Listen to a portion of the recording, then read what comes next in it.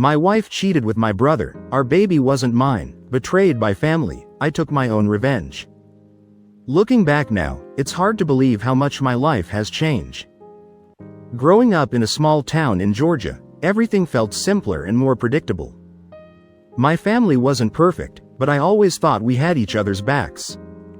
My younger brother, Billy, was always causing trouble, but I believed we were close. I never imagined that everything I thought I knew would fall apart because of him. I worked as a mechanic, helping my dad run our family garages, and I was married to my high school sweetheart, Teresa. Life seemed good until it all unraveled.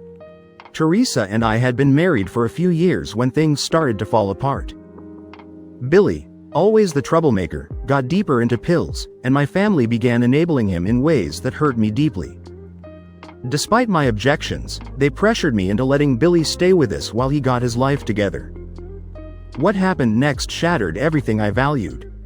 The betrayal that came from my brother and my wife destroyed my trust, my family, and my sense of home.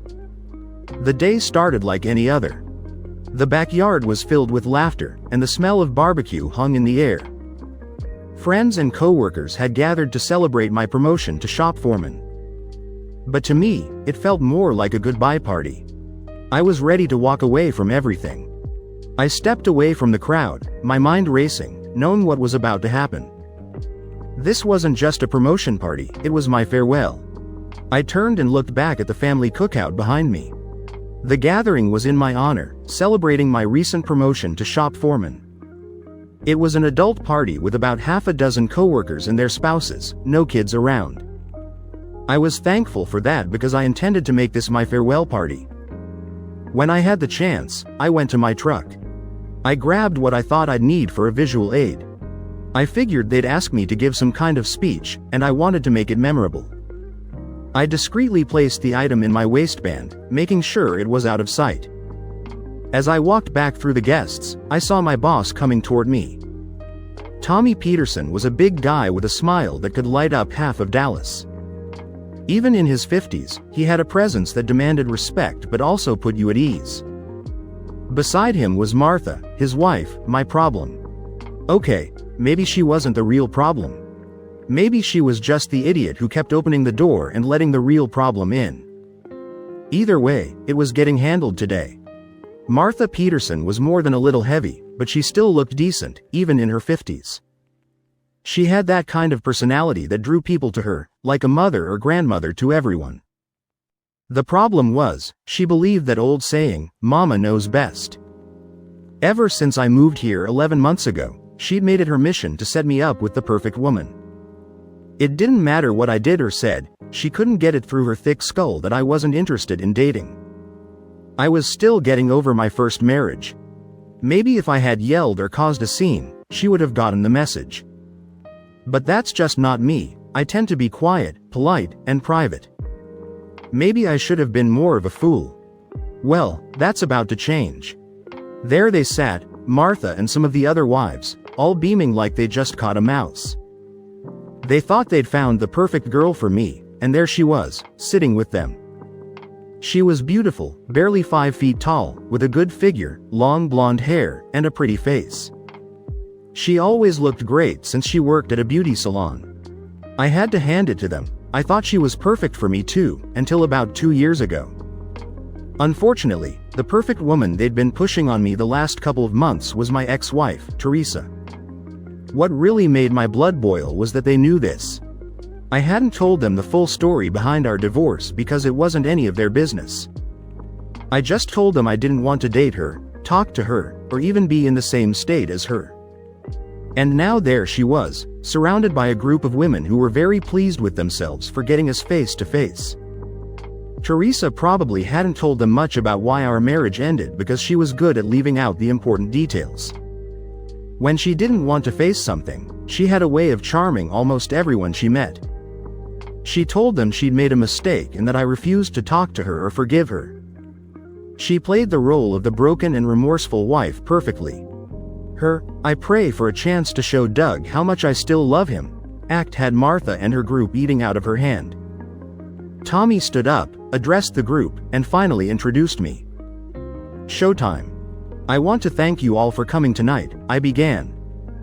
I know this was supposed to be a celebration, and I guess it is, in a way, I continued. Tommy offered me the position of shop foreman, and I appreciate that, I said.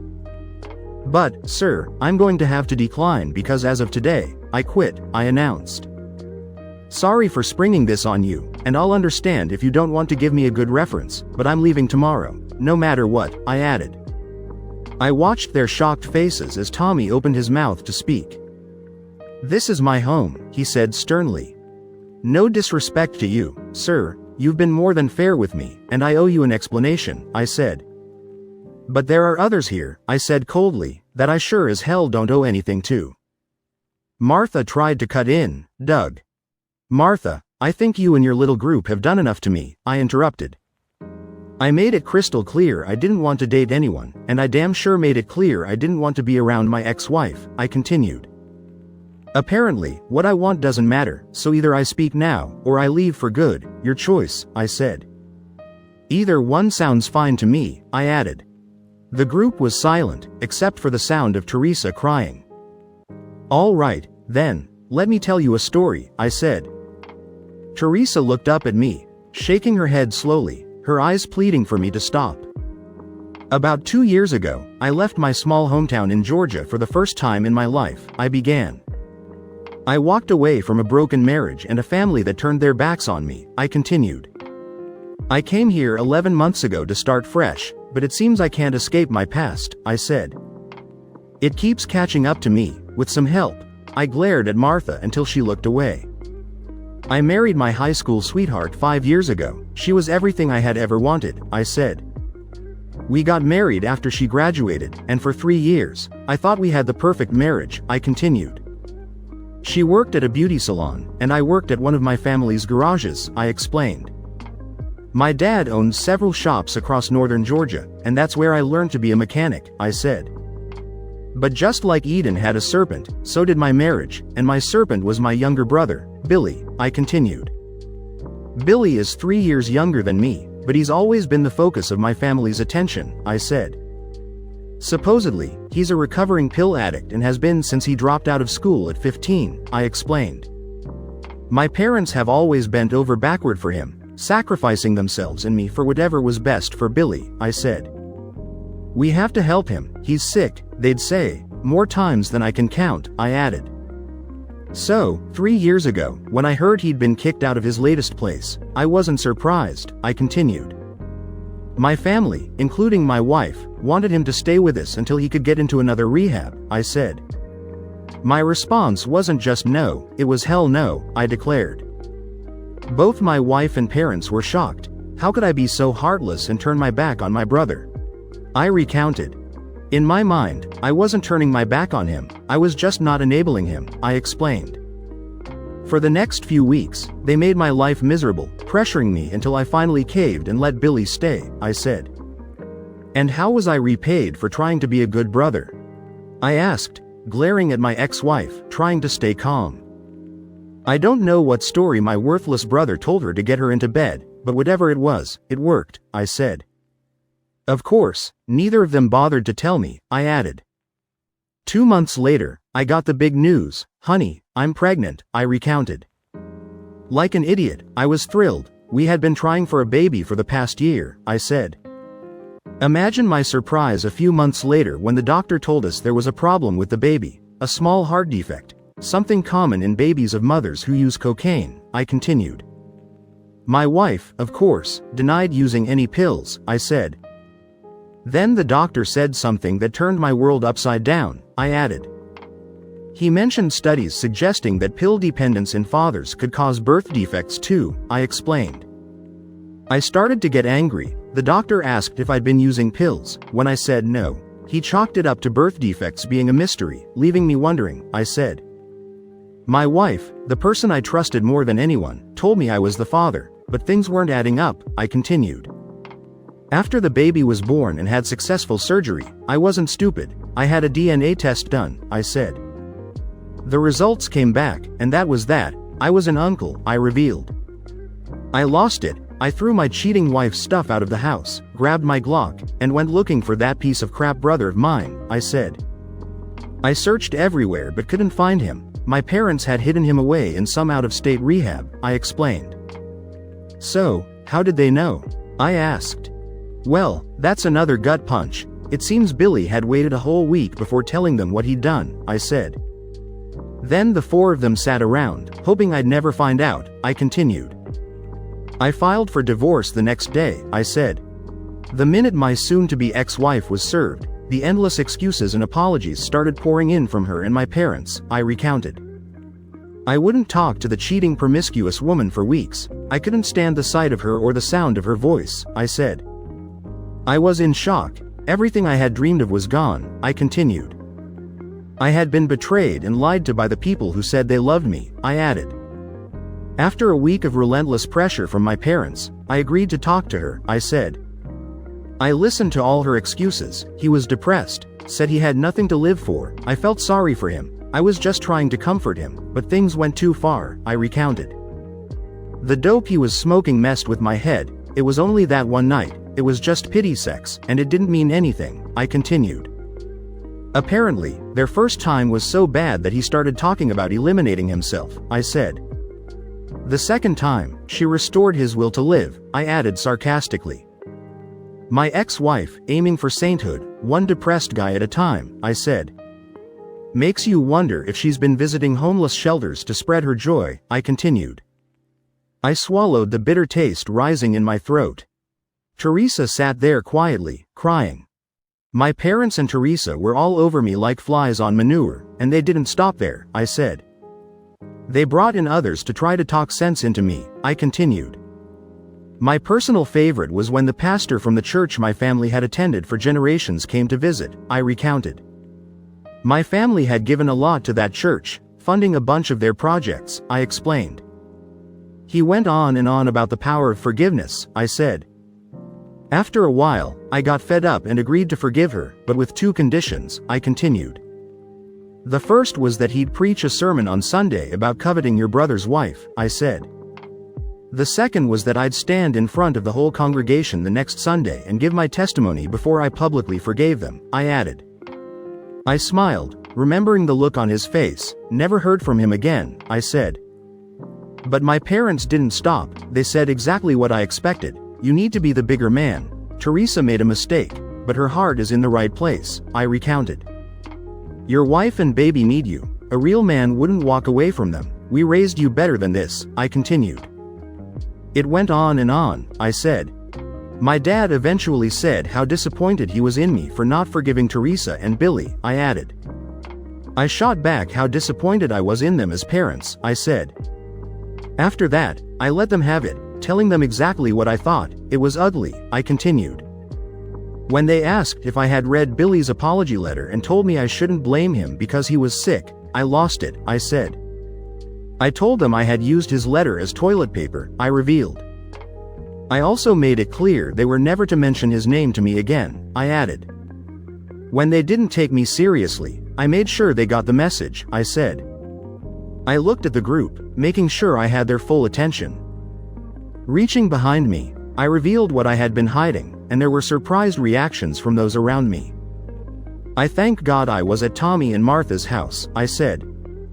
Normally, pulling a weapon in Texas would get you shot, but Martha had banned weapons in her home, so I knew I was the only one carrying, I explained. The usual arsenal my coworkers kept would be in their trucks or cars, I added. In a low, threatening voice, I continued, I see you're reacting the same way my parents did. I remember what I told them that day, mention that prick's name to me one more time, and I was determined to confront him, no matter the consequences, I recounted. I swear to God, you'll be burying your favorite son by the end of the week, I said. I paused, watching the color drain from several faces. I'd made my point. Apparently my parents believed me since they haven't spoken to me since that day, I said. Too bad I can't say the same for my ex-wife, I added. I figured it was best to leave before I hurt someone, so I moved across the state line to Alabama to wait out my divorce, I continued. I left Teresa and the baby everything except for a few dollars, just enough to start over, I said. I suppose I should be thankful it took her 6 months to find me, I added. I'd heard she had a breakdown and ended up in the hospital, Apparently she tried to eliminate herself, I said. She failed, just like her attempt to stay faithful to her husband. Close but no cigar, I added. I looked at Teresa as she buried her face in her hands, her shoulders shaking as she sobbed. I'd like to say I felt sorry for her, but I didn't, I said. She had made me what I am by ripping out my heart, I continued. All that's left is the pain of my past and a rage I have to fight to control every day, I said. Over the last 2 years, I've struggled to move on. Her constant stalking hasn't helped, I added. She always said we were soulmates, destined to be together forever, I recounted. I used to think it was silly, like something she'd read in a book and liked the sound of, I said. Now I have my doubts. I've never felt so alone, like a piece of me is missing, I continued. I catch myself looking to my side, wanting to ask her opinion. Sometimes I even reach for her hand, but it's never there, I said. My heart is growing colder, and my anger builds each time it happens, I added. She had always been there for me, I said. I remembered my high school graduation. My dad didn't make it because Billy had gotten into trouble again, I recounted. Dad went to the police station to bail him out and talked to a counselor, I said. My mom was so worried, she was a mess, so I told her to go and be with Dad, I continued. So my graduation party was with friends and some extended family, but none of my immediate family, I said. I tried to hide my disappointment, but Teresa saw right through me, I added. She made sure I felt loved that night, in more ways than one, I said. It really had been my special night, I continued. I woke up in the middle of the night after the party, lying in bed with her undressed body curled up next to me, I recounted. I noticed my parents standing in the doorway, watching us, I said. Slowly, I got up, put on my boxers, and walked over to the door, I continued. My dad looked like he wanted to say something about Teresa being there, but he thought better of it, I said. My mom had tears in her eyes. They both whispered their apologies for missing my party, I recounted. I lied and said it wasn't a big deal, I said. I told them I'd be moving out soon and staying with my cousin until Teresa and I could get married, I added. Then I shut the door in their faces, I concluded. My focus snapped back to the present when a couple of people started to stand. I cleared my throat and shook my head. They quickly sat back down. I placed the Glock beside me, and you could hear the sigh of relief. I looked at them and continued my story. When she tracked me down, she moved into the same trailer park I was living in. Even after I got a restraining order and filed a dozen complaints, I said. I knew I needed to move again. The divorce finally came through, so I packed up and headed here to Texas, I continued. I bet she didn't mention the restraining order when she gave you her sob story about our marriage, did she? I asked. Martha, now crying, shook her head. Didn't think so. She's always been good at leaving out the important details, I said. When I got to Texas, I was lucky to meet Tommy. He gave me a chance to start over and didn't pry into my past too much, I explained.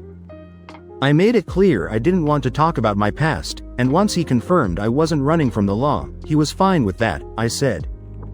Unfortunately, his wife didn't listen, I added. I hadn't told anyone where I was moving, not even my few friends back in Georgia, I said. So imagine my surprise when, 3 months ago, my ex-wife moved to town, I continued.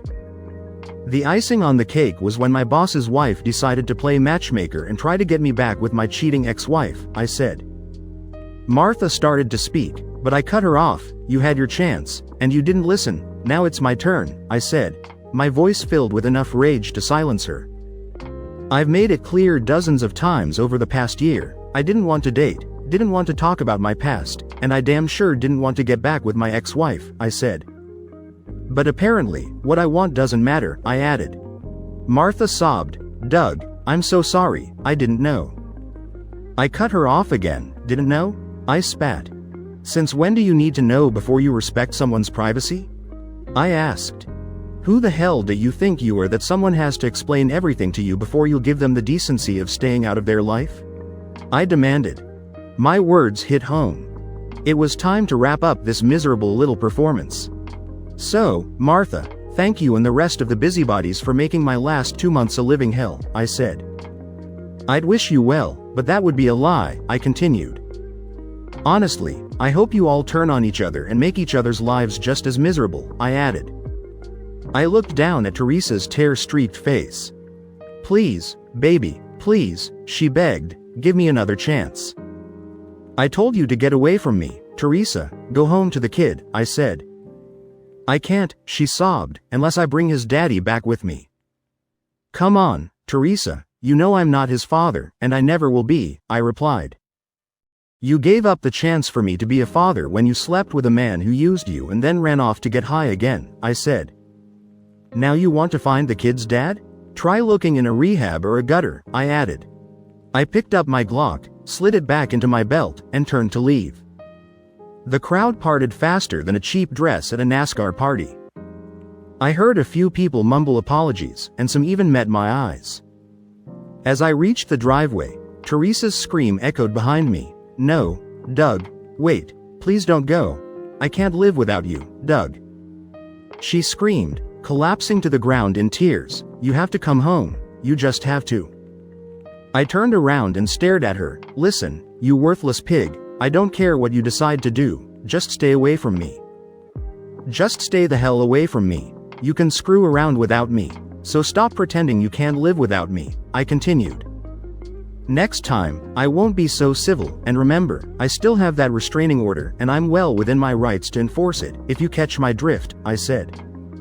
I saw the crowd staring at me, still not really hearing what I had to say. I snarled and walked to my truck. The doctors tell me that writing down my thoughts is good therapy, that it'll help me find myself. Honestly, I think they're full of it. They don't seem to get that I've lost Doug. He was my rock, my soulmate, my lover, my best friend, and until recently, my husband. I lost him because of one stupid mistake, a mistake he just can't forgive. To understand us, you need to know our story. Doug and I started dating in high school. He was a sophomore, and I was a freshman. From the moment we first kissed, I knew I loved him. We went through high school together, and I always knew we'd get married. 3 months after I graduated, we tied the knot. I'm sure my parents were thrilled, not just because I was out of the house, but because we didn't have to get married. As good Southern Baptists, they were probably worried I'd get pregnant. My parents and I were always fighting. They loved Doug, but they didn't like how I lived. Too much sex and drinking for their tastes. Of course, I only did those things with Doug. He was all I ever wanted. He was my soulmate. Even when I was messed up, that never changed my love for him, though he doesn't see it that way. All he sees is the betrayal. He doesn't understand that when I see how much I've hurt him, it kills me too. Doug has always been my rock. Anytime I lost control, he was there for me, until now. Most people see him as quiet and shy, but I know better. He's like a volcano, calm on the surface, but things build up inside him until he explodes. I've seen it happen a few times, though rarely in public. Once, it happened in front of our classmates. We were at a keg party, drinking, when this idiot, Jerry Whitmore, grabbed me. I slapped him, but the drunk idiot grabbed me again and tried to feel me up. I guess he had a death wish, doing that in front of Doug. Doug may not be the biggest guy, but he's strong and in great shape. Before Jerry could throw a punch, Doug had him on the ground, pounding his face. It took 3 guys to pull Doug off, and when they did, there was blood everywhere. Doug messed him up pretty badly, and there was talk of charging Doug. But I threatened to file sexual assault charges against Jerry, and everything was dropped. After that, I never had any issues with other guys. Like I said, Doug and I got married right after I graduated. It was the happiest time I can remember. He was already working as a mechanic in one of his dad's garages, and I went to beauty school. Soon, we saved enough to buy our first house. It wasn't much, just a little 2-bedroom place, but it was ours. Those first 2 years were tough because money was tight, but we had each other, and that was enough. I was so happy, like I was living in a fairy tale. Our marriage wasn't perfect, but it felt like it was. Sure, we had arguments, but I'd pout or cry, and Doug would give in. I didn't do that too often, though. I didn't want to take advantage of him. Our love felt like a shield, protecting us from the world. I guess that's why I didn't see the danger until it was too late. Everything changed when Billy got evicted from his trailer. He had nowhere to go, especially since he was fighting with Doug and his parents at the time. They didn't want him staying with them again after the last time. But they also didn't want him on the street. They asked if he could stay with us for a few weeks until they could get him into another rehab. I said okay, but Doug said no. I knew Doug had a lot of issues with his family, and most of them were justified. His parents, Tom and Paula, are decent folks, but they were unlucky enough to have a son who was a mess. That mess tore apart their family and then destroyed mine too. Billy was always loud and wild, the kind of guy who'd do anything on a dare. Doug, on the other hand, was that quiet, steady force in the background. You always knew he was there. They were a team until Doug went to high school. Once Doug started hanging out with his football friends, Billy acted out even more, becoming an attention seeker. It wasn't a surprise when Billy started hanging out with the pill crowd. By that time, Doug and I were dating, and I saw how much it tore him up to watch Billy spiral. Billy became a full-blown addict by his freshman year. By the time Doug graduated, Billy had already caused serious damage to their family. He dropped out the same year Doug finished high school. Doug's parents tried everything but didn't know how to handle Billy. They tried sweet-talking, bribing, threatening, and eventually tried tough love. Billy used that as an excuse to drop out of school. After that, Tom and Paula pretty much gave in to him on everything. While I understood their struggle, their focus became all about Billy. They did everything for him and essentially left Doug to fend for himself most of the time. I know that really hurt Doug. Billy seemed determined to ruin his life. It was a shame because he had potential. Doug's a good-looking guy, but everyone used to say Billy would be even better looking when he got older. Unfortunately, with his dependents, we'll never know. Doug tried many times to reach out to Billy, but Billy's way of responding was to steal from Doug and their parents, using the money to buy more pills. By the time Billy turned 18, Doug had given up on him. We had been married for about 2.5 years when Billy got evicted. I'll admit, Tom, Paula, and I were relentless in trying to get Doug to change his mind about letting Billy stay. I think Tom and Paula felt like they had no other options and were weighed down by guilt. They didn't want Billy moving back in with them since they had just kicked him out months before after he stole money from them. I wanted Doug to reconsider because you don't just turn your back on family. And besides, it was near Christmas. It would have been terrible to think of Billy living on the street during the holiday. Just a few days after Christmas, I let my fairy tale marriage come crashing down. Doug had called me, telling me he was working late to fix the transmission of a single mom's car. She was a mother of 3 and needed her car back, so he and one of his coworkers were staying through the night to get it done. God, I loved him for that.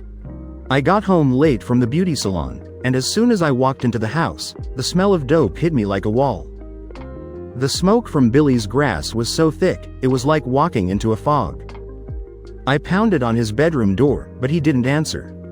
Annoyed, I opened the windows to let the smoke out, then went to take a shower. Afterward, I got ready for bed, but the house still reeked of smoke. I had to close the windows because it was cold outside, so I banged on Billy's door again. This time, he opened it, and the way he looked scared me. His eyes were bloodshot, and I couldn't tell if it was from the smoke or if he'd been crying. He looked utterly hopeless, like he'd given up on life. He turned and sat down on the floor next to his bong. I walked in and immediately felt a rush from the lingering smoke. I'd smoked grass a few times before, so I knew what it was doing to me. I grabbed a fan, opened a window, and set it up to blow the smoke out. Billy just sat there, mumbling to himself. When I finished, I sat down beside him. Even though that night is fuzzy, I still remember how things unfolded. "Damn it, Billy," I said, "if Doug smells this when he gets home, he'll kick you out." "Maybe that would be for the best," he muttered. He looked so defeated. "It doesn't matter anyway," he sighed, staring at the ceiling. "I'm dying anyway," he said. His words shocked me. It took a second to sink in. "Oh God, Billy, do you have AIDS?" I asked. He snorted and shook his head. "No, I hate needles. But I got proof I'm dying another way," he said. He saw the confusion on my face. With a heavy sigh, he continued, "Even with the trash I hang around, I couldn't catch AIDS if I tried." I stared at him until I finally understood what he meant. I couldn't believe it, he had just turned 19. "Did you go to a doctor?" I asked. "Yeah," he nodded, "the pills did it. I'm clean for STDs and AIDS, but that doesn't matter much now," he said. "I can't usually get it up, and when I do, it doesn't last," he continued. "I barely have enough money to feed my habit, so getting some blue pills isn't going to happen," he added. "If I can't be much of a man, what's the point?" he asked. "So being thrown out by my lucky big brother doesn't matter," he concluded. We sat there in silence for a while. I'm ashamed to admit that I started thinking of ways to help him, most of which Doug would have hated. "Doug's not really lucky," I said, "he just works hard." "That's not what I meant," Billy mumbled, looking at me with teary eyes. "Then what?" I asked gently. "I was talking about you," he whispered. I blushed and turned my head so he wouldn't see. "Doug's always been lucky because of you," he said. "You give him the strength to do what he needs to do," he continued. "Without you, he'd be just as messed up as I am," he said. "So yeah, he's lucky," he added. "If I'd found someone like you, my life would be different," he said, burying his face in his hands and sighing. I know now that he was just playing on my emotions. But back then, things were hazy. I think the smoke made everything foggy. If I could do it all over again, I would have gotten up and left right then. But I didn't. Instead, I opened the door to the end of my marriage. I glanced at him and saw a broken kid, someone with no reason to live. My heart sank as I felt his pain. I hugged him, and he rested his head on my shoulder while I gently stroked his hair. After a moment, he touched my cheek and kissed me softly. "Billy," I whispered, "you shouldn't."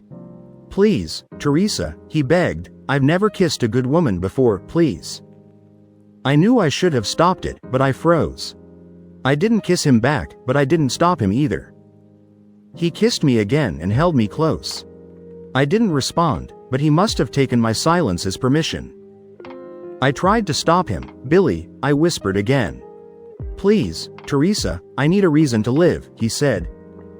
I knew it was a line, but I believed he was desperate.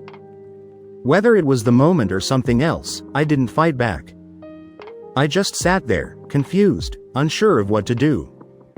It wasn't lovemaking, and there were no tender words. That was reserved for Doug, my husband. This was just sex, nothing like what I had with Doug, who knew me, loved me. He had something no one else ever would, my heart. Afterward, I lay on him, both of us catching our breath.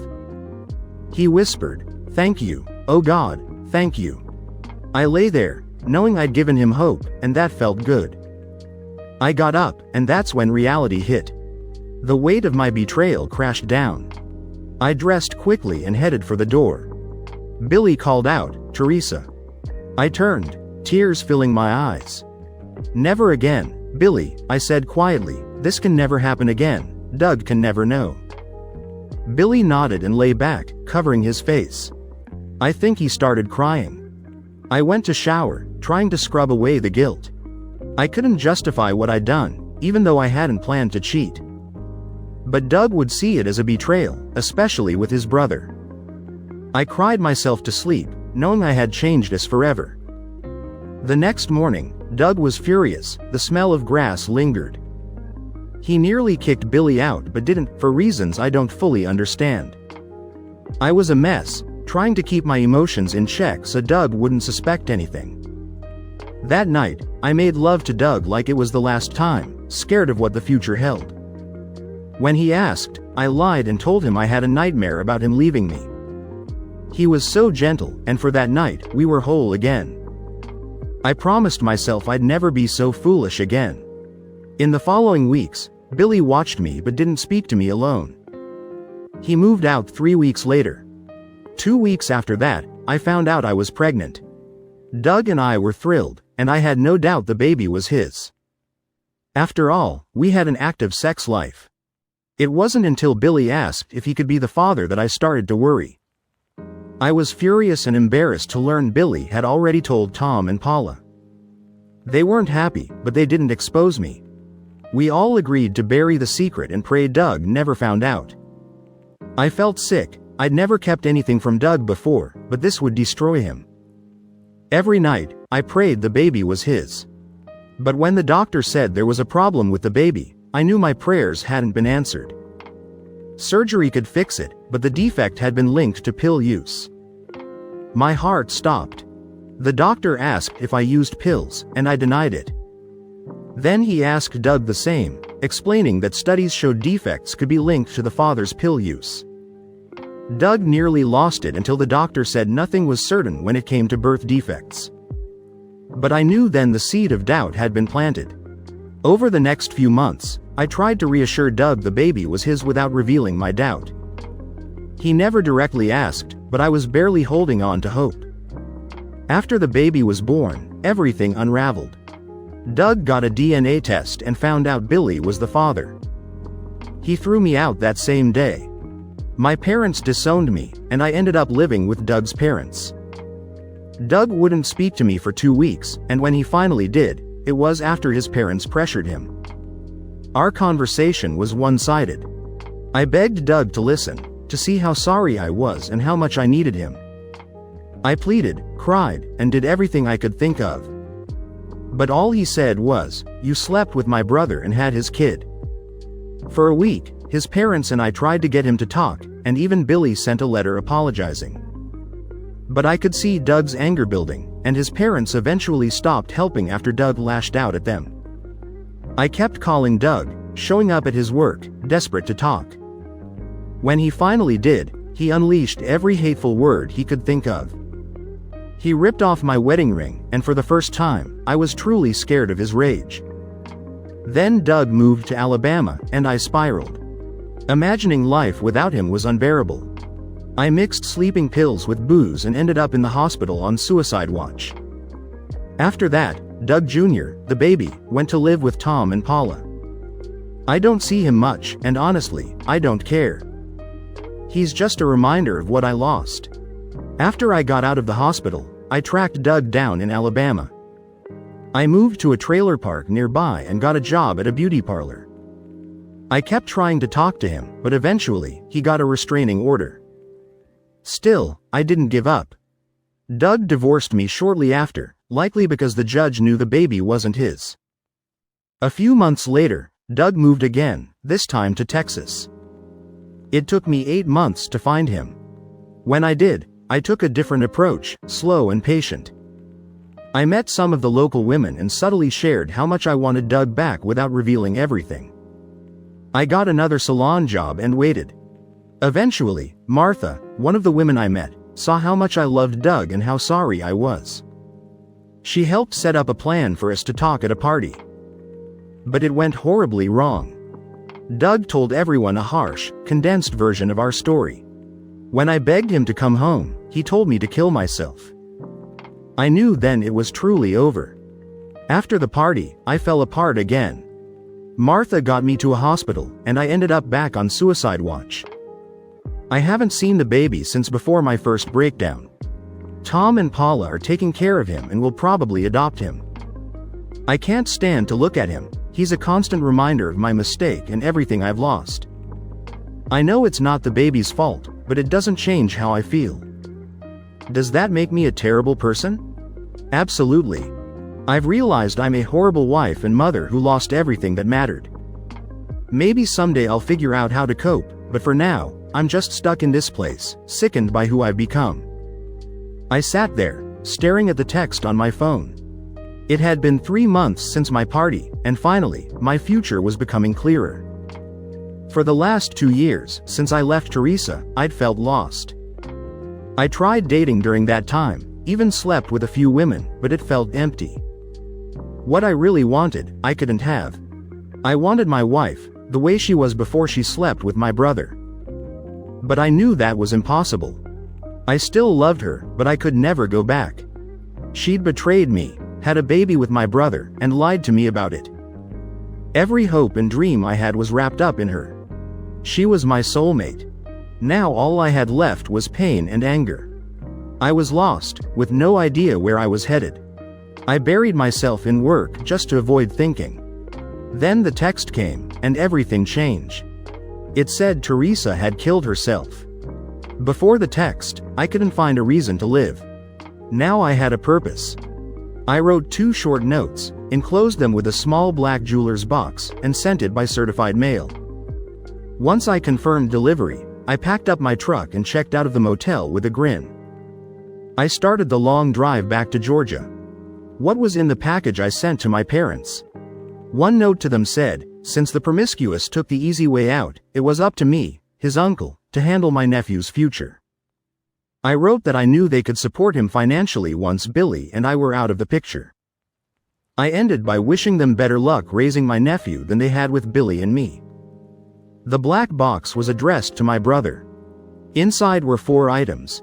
The smashed remains of my wedding rings, a single 9mm bullet, and a note with just 3 words, "Time to run." I knew Billy would be terrified and run to my parents, begging them to save him. Sure enough, he did. I got bombarded with phone calls and texts. Turns out, Billy had joined rehab after my divorce and had been living with my parents for the last 8 months. According to my parents' messages, Billy had been clean that entire time. They even got a restraining order against me. But I was set on revenge. Nothing could save Billy now. When I got to my destination, Billy was all I could think about. Teresa had cheated on me, and now she'd paid the ultimate price. Now, I didn't consider her redeemed, she chose the coward's way out. Now it was Billy's turn to face the consequences. I stayed at a motel 5 miles outside of town. At night, I went into town, looking for Billy. I searched familiar places, driven by the kind of focus you get when your world has been ripped apart. I didn't feel the cold, nor did I care about the aching in my legs. I was fueled by something darker. I started at the places I knew he'd frequent. The dive bar on Main Street, where we used to shoot pool. The smell of stale beer brought back memories, but I wasn't there for that. I asked the bartender about Billy, but he claimed not to have seen him. It didn't matter, I kept moving. I hit every place that held a piece of our shared past. It was late when I found myself outside a club on the edge of town. It wasn't Billy's usual hangout, but something told me he'd be there. I walked in, scanning the dim room, the bass from the speakers vibrating in my chest. And then I saw him, Billy, sitting at a table with a couple of friends, laughing like he hadn't destroyed my life. I stayed in the shadows, waiting for the right moment. Then I heard them talking. One of his friends, with a smug grin, said something that stopped my heart. "You really pulled it off, Billy, seducing Doug's wife just to get back at him. I didn't think you had it in you. Guess that's what happens when you grow up in the shadow of the perfect sun, huh?" The friend added. I couldn't breathe. The room spun as the truth hit me like a freight train. Billy hadn't just been reckless, he'd done it on purpose, out of some twisted jealousy. He'd wanted to hurt me. I stormed out of the club before I did something I couldn't take back, not yet anyway. My heart was pounding, and my fists were clenched so tight my knuckles turned white. I needed to think, I needed a plan. This wasn't something I could rush, not if I wanted Billy to truly pay. I got into my car, parked a few blocks away, and sat there, staring into nothing, trying to calm the storm inside me. But one thing was clear, I wasn't letting him out of my sight. I wasn't going to let him slip away. For 3 days, I shadowed him. Every night, I returned to that club, watching him from a distance. During the day, I followed him through town, keeping far enough back so he wouldn't notice. I learned his routine, where he went, who he talked to, and, most importantly, when he was alone. I waited for that perfect moment when I could strike without anyone getting in the way. On the 3rd night, he finally left the club alone, giving me the opening I'd been waiting for. I followed him as he made his way to his car, parked in a dimly lit back alley where the streetlights barely reached. He fumbled with his keys, completely unaware of the footsteps closing in on him. I moved quickly, grabbing him from behind and covering his mouth before he could scream. He struggled, but he was no match for the anger that had been building in me for days. I dragged him to my car, threw him into the trunk, and slammed it shut. The sound echoed through the empty alley. I got behind the wheel and drove off. The rage I'd felt before was gone. Now I was cold, calculating. Billy had crossed a line, and it was my turn to show him what happens when you betray your own blood. Billy woke up in a pitch-black room, groggy and disoriented. His head throbbed as if he'd been drinking. But when he tried to move, he realized he was tied to a chair. His wrists and ankles were tightly bound. Panic set in as he struggled against the ropes, but they wouldn't budge. His mouth was gagged, muffling his desperate attempts to scream. The air in the room was thick, heavy with the smell of damp concrete and something else, something cold and metallic. He tried to make sense of his surroundings, but the darkness swallowed everything. Then he heard footsteps, slow, deliberate, echoing off the walls. The door creaked open, letting in a sliver of dim light. I stepped into view, my face hidden in shadow. I didn't say a word, just stared at Billy with a calm that sent chills down his spine. There was no anger, no hatred, just an unsettling stillness that made his blood run cold. I walked over, my movements controlled, deliberate. I pulled out a syringe filled with clear liquid, holding it up so Billy could see. His eyes widened in terror as he tried to shake his head, to plead with me, but the gag muffled any sound. Without hesitation, I administered the injection, knowing it was necessary for the situation. Billy felt the liquid enter his bloodstream, a cold sensation spreading through his body. His vision blurred, the room starting to spin. He tried to keep his eyes on me, to focus, but the drug was taking over. His muscles weakened, his head slumped forward, and the panic faded into a dull, distant fear. I stepped back, still silent, watching as Billy's consciousness slipped away. The last thing he saw before darkness claimed him was my emotionless face. And he knew whatever came next would be far worse than anything he could imagine. When Billy woke up again, the sun was already high in the sky, beating down on the barren landscape around us. I stood a short distance away, watching as he struggled to sit up, his movements slow and disoriented. The vast Texas desert stretched out in every direction, offering nothing but sand, scrub, and an endless horizon. I walked toward him, the crunch of sand and gravel beneath my boots announcing my approach. He looked up at me, confusion and fear evident in his eyes. Sweat dripped from his forehead, and his lips were already cracking from the dryness. Beside him lay a single bottle filled with liquid and a syringe, placed carefully next to it. He glanced at them, then back at me, his eyes wide and pleading for answers. "I thought about killing you quickly," I said, my voice steady but cold. "I thought maybe you deserved an easy way out after what you did," I continued. "But then I realized that would be too merciful," I added. He tried to speak, but his throat was too dry, and the words came out as a raspy whisper. I didn't care to hear whatever excuses or pleas he had. "You see, betrayal like yours cuts deep. My own brother slept with my wife, and now she's dead while you're still here," I said.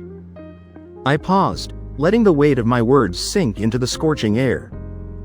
"You took everything from me, Billy, so now I'm giving you a chance," I continued. "Either earn my forgiveness or meet your fate out here," I said. I nudged the bottle with the tip of my boot, rolling it slightly closer to him. "That bottle has just enough to keep you going for a while, stretch it out, and maybe it'll last a bit longer," I explained. "And that syringe, it's got enough drugs to numb the pain or end it all, if that's what you choose," I added. He stared at the bottle and syringe, then back at me, tears welling up in his eyes. The reality of his situation was sinking in. "We're about 300 miles deep into this desert," I continued, gesturing to the endless expanse around us. "No roads, no towns, no people, just you and the elements," I said.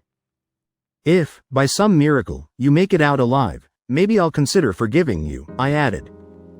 "Maybe we'll find a way past this," I said. "But if not, well, I guess that's justice," I concluded. Billy started shaking his head, muffled sounds of protest escaping his dry throat.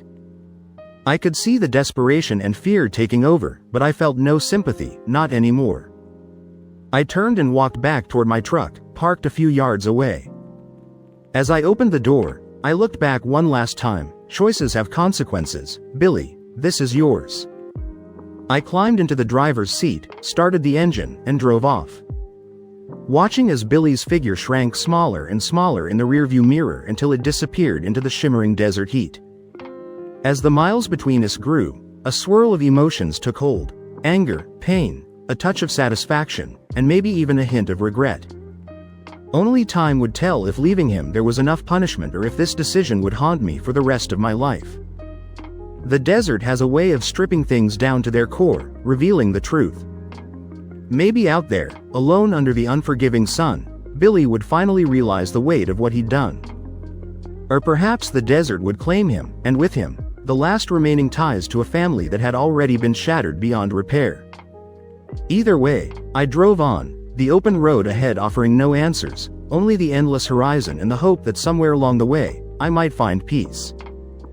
5 days later, I was arrested for Billy's disappearance. I was tried, but there was no evidence linking me to the crime.